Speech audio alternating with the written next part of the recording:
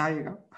Hi, everybody. I'm Sandra Ingerman, and welcome to the Shamans Cave.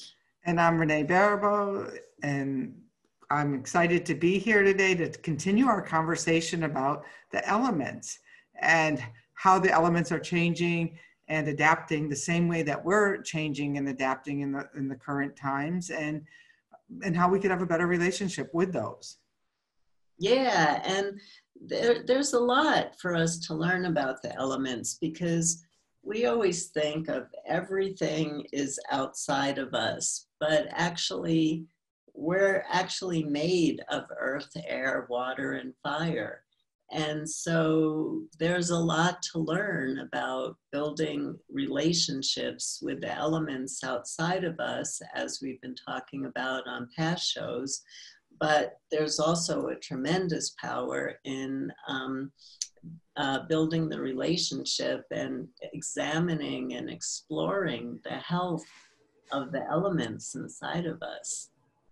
Absolutely. And, today we're speaking about air, which is, of course, one of my favorite Winds of Spirit topics, but also what Sandra just said about how what we don't think about is that wind is inside of us too. That wind brings us that first spark of life, and it goes out as we exhaust this lifetime. And so, this is really an important subject. And later on today, I'm going to actually do a wind breathing type exercise that's going to show us how we can actually move stuck energy that's within us, because if it's within us, it's without as well, using a wind breath technique.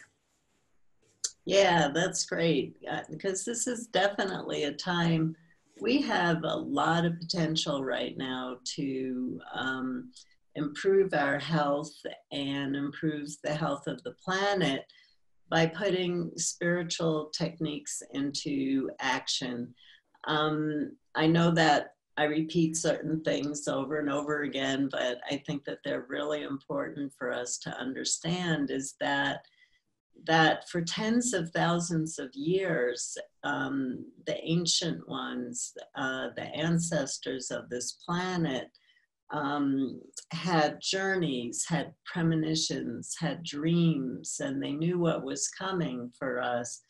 And they left us clues. They chanted, they sang, they did verbal stories. They wrote down stories for us about how we can thrive and survive during these changing times.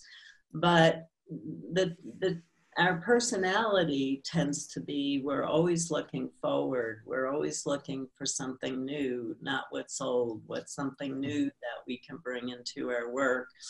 And with everything that's going on right now, especially with people's health being challenged, what you want to do is you want to take the basic spiritual work that you've ever learned, and that's the work that you want to repeat, because the simplest ceremonies and the simplest practices are actually the ones that have the most power.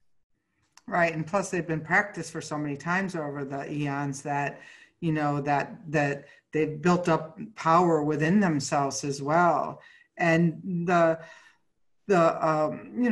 get a lot of my information from the wind, and as I'm writing, this new book, I'm going back to what the ancient one said, because one of the things that, and something you said sparked something with me, Sandra, where you said they gave us a way to find our way through, but kind of wondering at some points, were they giving themselves a way to find their ways through back then as well? Because there's we've cycled through these same kinds of experiences, these same kind of plagues. I've talked about Enlil before, like when humanity got too noisy and disruptive, in Mesopotamia, they brought the flood and washed everyone away, and we had to start all over again. And so, history has a tendency to cycle just like the sun and the moon. And I wonder if we'll ever, this is the question, will we ever heed these warnings? Will we ever know? Like many years ago, the Alto Messiah in Peru, he's been dead. That was like he was the star, he had access. And a lot of his information was divided into two separate sections where some people, he was like, they're tricksters. Some people got half. One person got this way and one person got this way. But one of the things that they said in a prophecy reading was that the viruses were going to come on the wind. And, I get stuck with this all the time, being, a wind shaman that I am, is that, what are we bringing on the wind? What are we bringing? Healing, hope? Are we bringing new ways of being, or are we recycling, the old patterns, the old beliefs, are we self-fulfilling prophecies of, we can't get this right? Yeah, it does kind of seem like that. I know for so many years, I'd be at workshops and go, how many times do we have to go through exactly the same thing? The label might change just a little bit, the faces change just a little bit, but the energies and the destructive energies and the shadow energies are just looping back around again. For me, some of it, I think that I can't say what happened in Mesopotamia, but we actually did look. I taught a workshop, and we went back to these civilizations like Mesopotamia and the Lemurians and the Atlantic. And one of the questions I asked the group to ask these civilizations is, what brought them down? What brought them down? And I know I'm going a little bit away from the subject of all the wisdom that they have, but part of the wisdom that they have, and part of the wisdom that we were trying to explore as a group, is what took them down, because the Mesopotamians were highly, highly evolved. They had plumbing, they had running water, they had a society that was as technologically advanced as ours were. And the answer that we've pretty much gotten from every group was ego brought the groups down. Ego consistently brought the groups down. And that's an old story, where instead of seeing that there's a higher power, or we're a vessel for a spiritual force, and that we're light, and that we move through heart, at some point the ego gets attached to, ooh, power, what can I do with it, And so the ancient ones, as Renee is sharing, they also were struggling to find how to deal with the turbulent times that they were living in.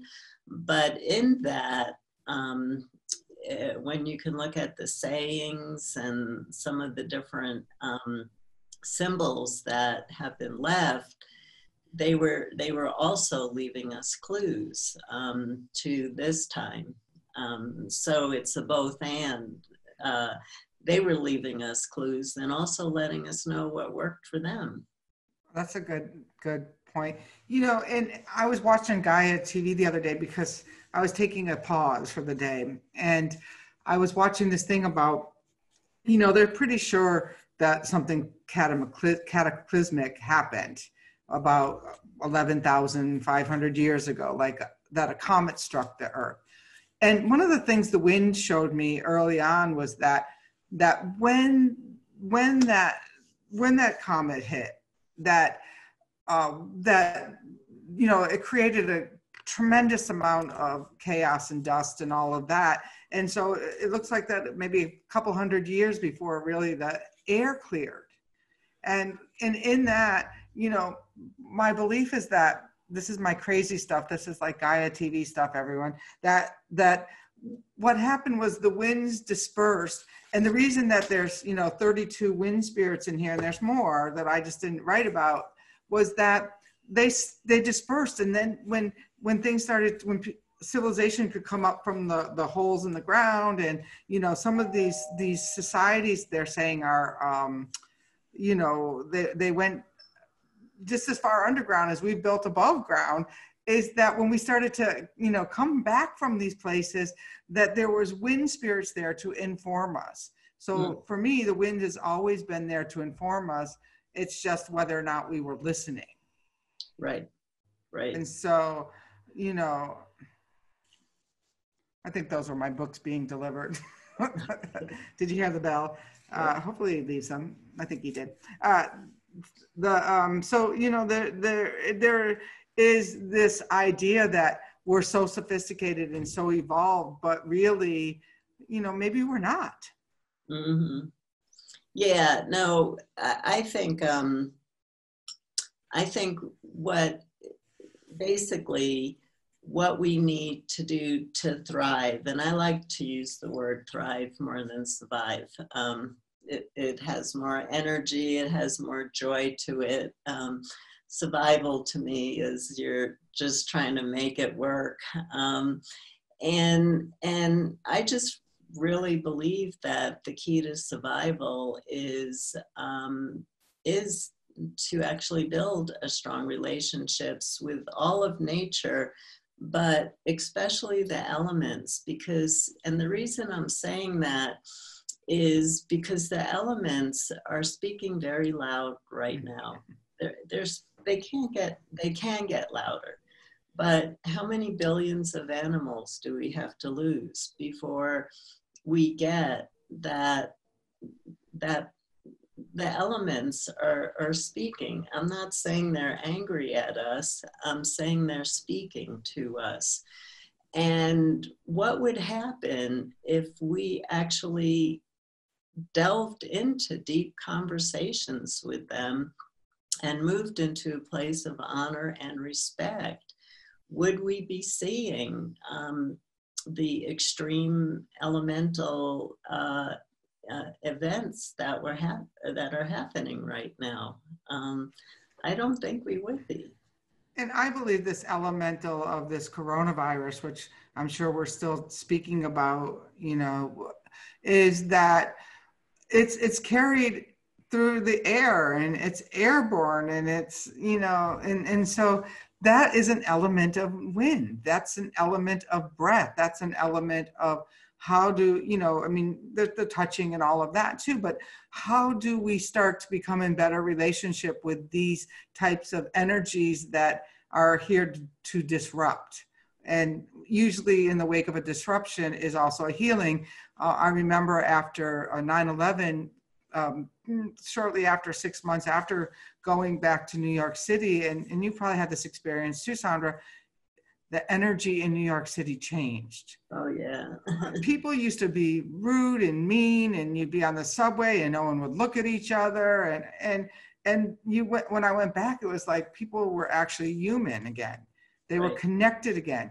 And so it is the wind that connects us to everything. So, I heard somebody say yesterday, well, how did it get to Australia? Well, trust me, if you breathe it out here in Palm Desert today, it's getting to Australia in a few days. It's not like we're not separate. In fact, that Gaia TV show I was watching about is like if and when a comet hit, that it was the thing that separated all the land. And maybe this is what these last, 10,500 years have been about, is learning to how we can come back together as one humanity after, we broke apart into, many islands all over the world.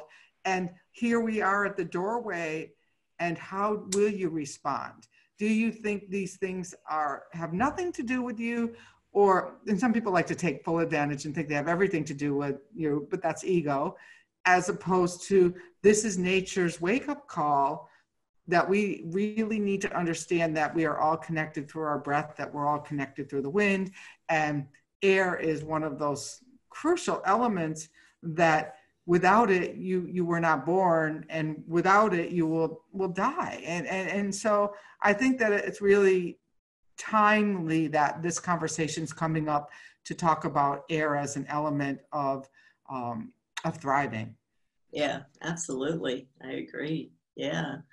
So do you have I think, a beautiful exercise for us, Renee? I do. And so one of the things that I've come to, that I teach in the wind work, is about that our intention.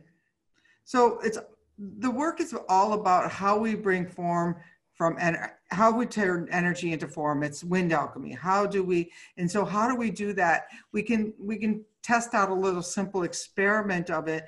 And what it is that how you breathe out, you know, so it's not even what comes out of your mouth, what you say out loud in words, it's, but what are you breathing out? So are you breathing out fear? Without, you know, you might be talking a good game, smiling, you know, those people who smile, smile, smile, love, love, love.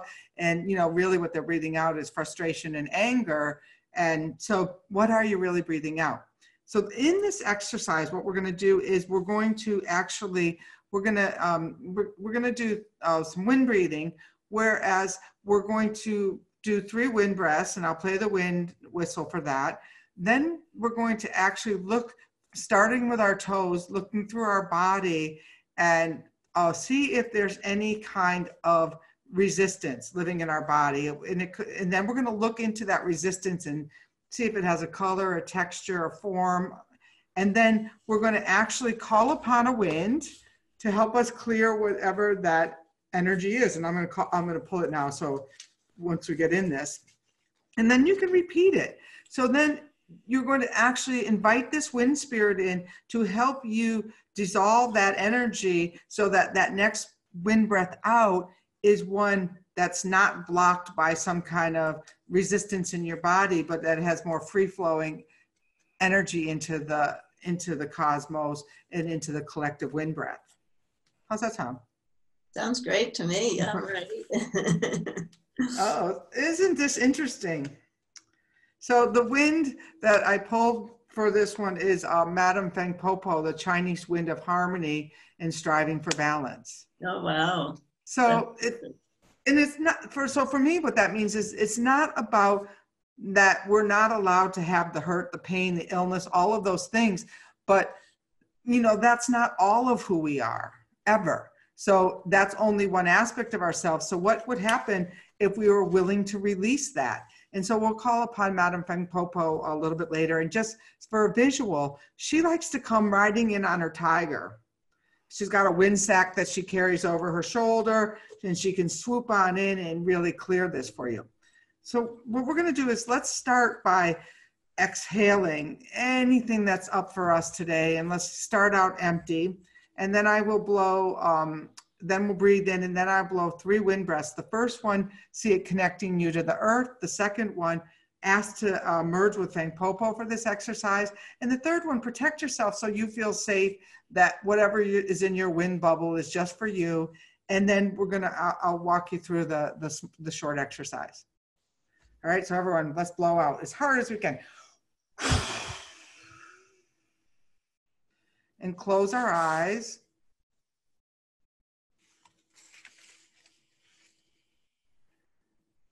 And breathe in. And the first one, breathe in that wind and really feel yourself bringing in that wind, bringing it down through the spin axis, which I talked about a couple of weeks ago, and really deeply connecting your roots into the belly of the mother, because she can transmute all of this. Hold it and breathe out.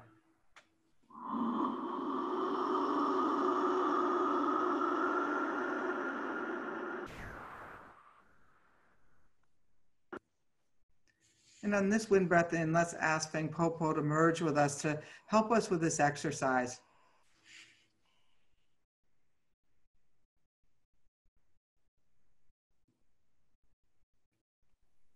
And then breathe out.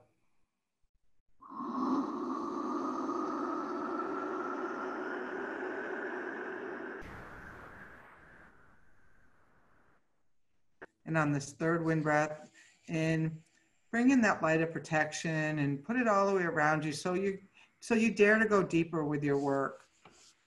And breathe out and put that energy bubble around you.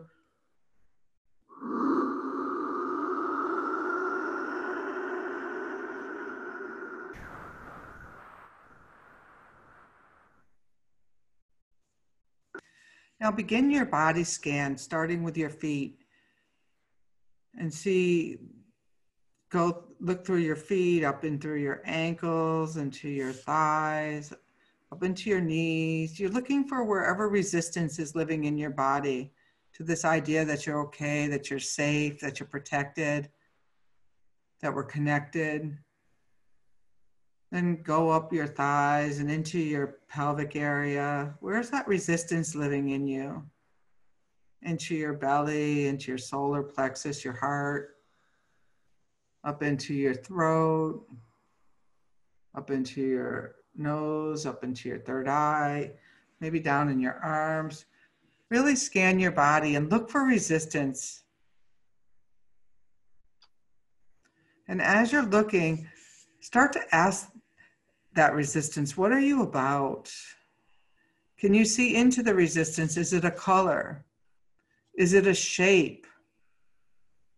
What is the texture?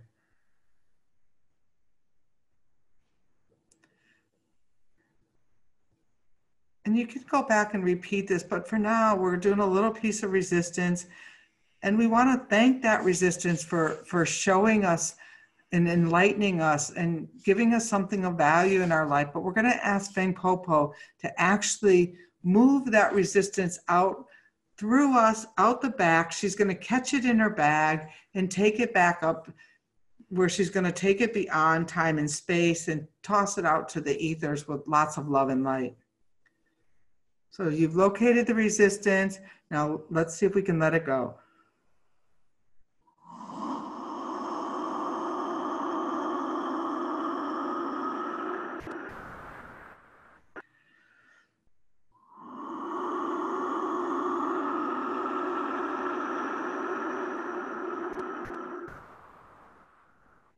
And on this third wind breath, see her taking it out, tossing it out beyond this time and space with love and light as it dissolves into the ethers.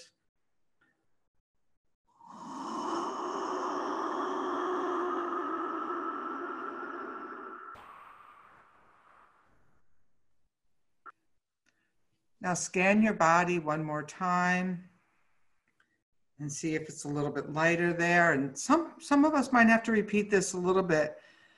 And then now take that deep wind breath in. And this time what you're blowing out and sending out into the collective is a willingness to be whole and complete and to thrive no matter what's going on around you.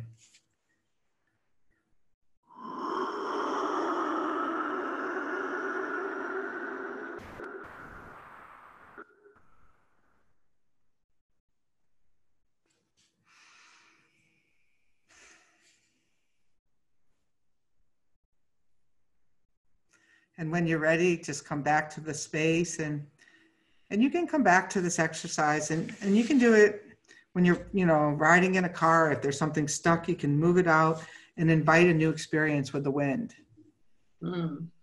That's a beautiful exercise, Renee. And I don't work in the same way that you do, but one of the things that I've been really encouraging people to do right now is to keep doing journey work and keep doing ceremonial work to let go of pains, old traumas, beliefs that we're holding, because what I find is the more you can let go of that, the brighter you can shine your light. And we need bright lights right now. So we don't need to be burdened by all the pain that we're carrying from our past. And so your exercise is just so brilliant and so simple.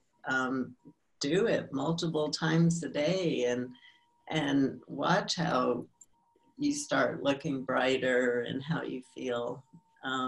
That's where we're all trying to get to. We're trying to get to being spiritual beings living on this great planet Earth. Absolutely. And the earth will appreciate you keeping yourself clear as well. So however that works for you.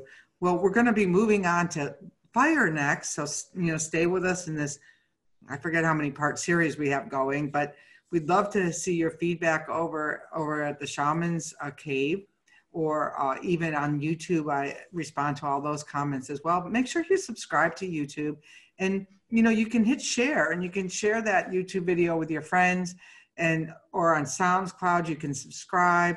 And then if you sign up for our email list, you'll get this in your inbox for every time we release a new show. So there's all these ways to stay connected with us. And until next time. Thank you, everybody, and keep breathing.